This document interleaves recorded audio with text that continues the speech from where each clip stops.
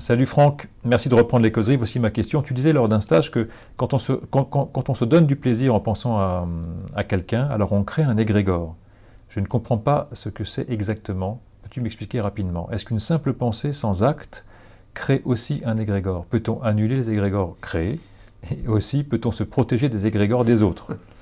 Ou on se fout ou on s'en fout, un égrégore n'a pas d'importance. Merci de m'éclairer sur ce point et surtout merci d'être toi. J'aime bien. Après la guerre des étoiles, la guerre des égrégores. Mon égrégore te fout sur la gueule. Non, un égrégore, en fait, il faut quand même une sacrée puissance de pensée pour que le truc puisse se mettre à penser par lui-même. C'est-à-dire qu'un égrégore, il s'agit de pensées qui sont envoyées par plusieurs personnes qui pensent la même chose, créant ainsi, si vous voulez, une forme de cloud, de nuage qui se met à penser par lui-même. Et quand il pense par lui-même, c'est un égrégore. Ce dont je t'ai parlé, mon garçon, ça n'a rien à voir avec ça. Je te disais que quand tu te branlais en pensant à une ex, le sperme étant le liquide le plus puissant qui existe sur cette planète quant à un homme, tu crées un lien avec cette personne qui se renforçait à chaque fois que tu avais ce genre d'expérience. Et que donc ça créait quelque chose entre toi et elle, et que évidemment après il fallait gérer ce qui se dégageait de cette relation. Voilà, j'espère que je suis assez limpide quant à la question. L'inconscient collectif, c'est un égrégore?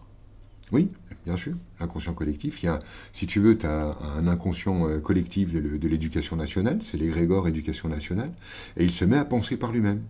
Ce qui fait que si tu veux, tu as au cœur de l'éducation nationale des gens, quand tu parles avec les humains qui sont dedans, qui sont engagés pour les gosses, qui sont à la limite de l'utopie, tellement ils sont dans le mouvement de purée, mais nous on veut les aimer, on veut les aider à s'ouvrir, on veut les supporter, on veut leur trouver un cadre pour eux, etc. Mais tu vois l'engagement des personnes, tu dis waouh, et quand tu vois ce qui se produit malgré eux, tu vois que l'égrégore est en action. Toujours ce même phénomène, si tu veux, il y a un niveau où il y a de libre arbitre de ce prof qui met tout son cœur dans la bataille et qui se retrouve dans un autre système, c'est-à-dire que lui, il peut être un prof plein d'amour, et au-dessus, il y a un autre truc qui se produit malgré lui. Et ça ne l'empêche pas d'être plein d'amour, efficace, etc. Et comment évolue un égrégore? Fonction en fait de comment il est nourri. Un égrégore, en fait, ça meurt lorsqu'on n'y croit plus. Tu vois, par exemple, l'égrégore magie noire mauvais œil, en Europe, là, en France, ça a disparu. C'est un égrégore qui n'a plus d'activité. Tu retournes dans des endroits où il est alimenté par un système de croyance, il est puissant, il est là et en place. Tu vois le truc? Ah ouais, ouais, Donc quand c'est pas nourri, si tu veux, ça n'est plus un égrégore. D'accord. Ça veut bien dire qu'il faut que ça continue à être nourri pour continuer à exister. Oui, bien sûr. C'est ça.